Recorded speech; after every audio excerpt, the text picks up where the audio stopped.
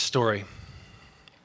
A man, once a wealthy banker, but now anonymous in rags, retired, richer than ever, wandered the streets of our city. He dug through trash, ate trash, slept on sidewalks, walked with a slight limp, as if he had years before suffered a minor stroke or a terrible beating. Years before, in fact, his wife and children had died on a highway. After drinking away a decade of his life, the man quit alcohol, quit his job, quit his life. He became someone else. Do we still think it possible to become someone else? We know this is just a story, so he wandered the streets of our city, and he smiled at anyone who met his eyes.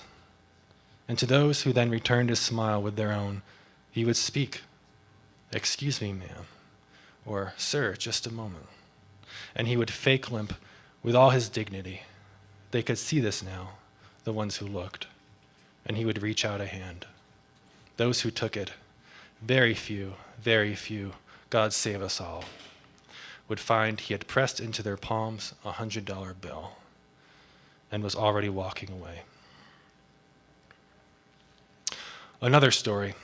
Sometime in your teens and high school, around the time your father started showing up again, your house was robbed. In the night, the family asleep. No one awoke, no one was hurt. In the morning, "Mom, where's the car?" The slow realization. Missing VCR, missing jewelry, missing wallets and purses. Also missing a baseball cap from your bedroom, a Cabbage Patch doll from your sister's. Are you sure? Are you sure it's gone?" said your mother, your sister crying. Why would someone steal a doll? Your stepfather silent, raging. The police found the car a few blocks away in the projects, a man asleep, passed out, high as a kite, behind the wheel. It took weeks to get the smell out. Your father didn't show up again until a few days after the robbery, sitting at the table, shaking for alcohol. "It's horrible, son. You should have an alarm system." He comes as if by magic, only when your mother and stepfather are not home. "Just pour me one drink, son." This man you cannot say you love, cannot say you don't. He is the mystery man, the question mark.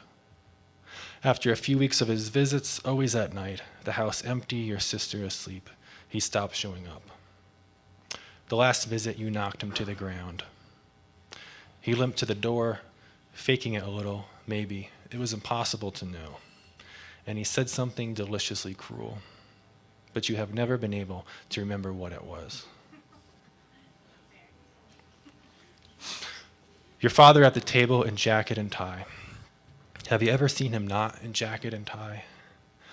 Raised as Jehovah's Witness, he learned early that one must represent God as his witness. And when you knock on someone's door, it can't hurt to have pressed your slacks. He downs a glass of gin like milk. Last week you saw him on a corner begging for change. There was a cut above one eyebrow, like a boxer's cut, swabbed with Vaseline. He smiled drunkenly at those who passed, his smile widening for those who laughed at him. You hid behind a bus stop, backpack slung over your shoulder. When the bus came, you hopped on, and from the back, you seemed to catch his eyes. Your father, the village idiot, the fallen preacher, his own cut man, a sad clown smiling in a dirty suit. But he was already looking away. He drinks a rocks glass of vodka. He drinks a plastic cup of scotch. He drinks a Dixie cup of ouzo, a bear stein of sherry, a mug of warm Chardonnay. He drinks handful after handful of water from the kitchen sink, combs his hair with his fingers. He has stopped shaking. You are just getting started. A story about Bermuda. A father visits his two children through a window. Legally, he is allowed to see them through a window, and the window must not be open more than 4 inches, court's order. He brings candy, toys small enough to pass through. He holds their small fingers in his hand, their faces shimmering behind glass.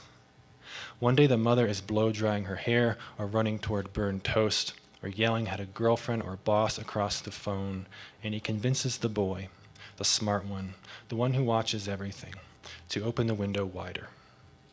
Not with the promise of candy or baseball cards, but with, we forget. But the boy is now being pulled through the window by his arms, and his mother is screaming as she pulls him by the legs. And to make sure the scene doesn't get too comical, the boy starts to cry in silence. The father wins. When he is arrested 22 minutes later at the train station in New Haven, the police ask him what in the hell he was thinking. We were going to go live in Bermuda, he says.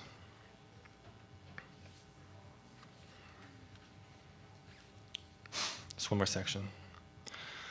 A rocks glass of scotch, a plastic cup of vodka. The difference between your mother and me, he says, is my demons are real, Satan's angels. They visit me, son. Last night, he says, then stops. These angels, he says, they once walked the earth. God had already expelled Lucifer from his kingdom, and Lucifer, listen, son, bitter, angry, proud, had begun his reign on earth. He sent these angels to breed with woman. The offspring were the Nephilim. They were giants, demigods. They stole land, beat their neighbors, raped their own daughters. Listen, in the beginning of the Old Testament, right there in Genesis, he says, the tale of these human demons is there for anyone who wants to see. Look around, he says. They never left. Thank you.